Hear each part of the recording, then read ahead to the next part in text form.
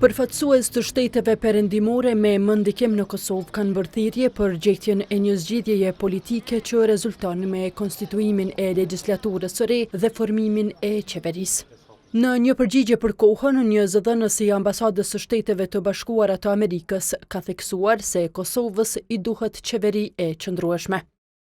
Thirrje për t'i formuar urgjentisht institucionet bëri edhe ambasadori britanik Jonathan Hargreaves në një përgjigje të shkruar për kohën. Më shumë se 3 muaj pasi populli i Kosovës votoi në zgjedhje, Kosova ka nevojë urgjente për një kuvend dhe një qeveri funksionale. Populli ka të drejtë të presë që udhëheqësit e tyre politik të punojnë së bashku në interesin kombëtar. Edhe në ambasadën e Gjermanisë shprehen pritjen që palët të diskutojnë dhe të gjejnë një zgjidhje funksionale.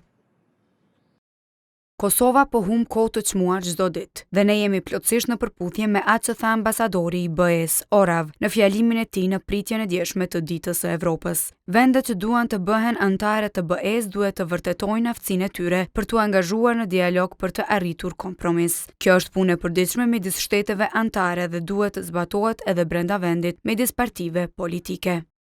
Ditë më parë, ambasadori i Gjermanisë JNR tha se kuvendi është duke u bllokuar nga taktikat penguese dhe se qytetarët meritojnë politikanë që përpara politikave partijake vënë shtetin e Kosovës.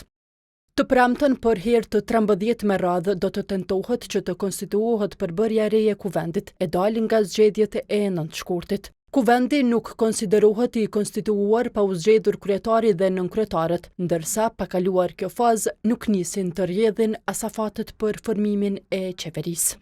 Të mos votojnë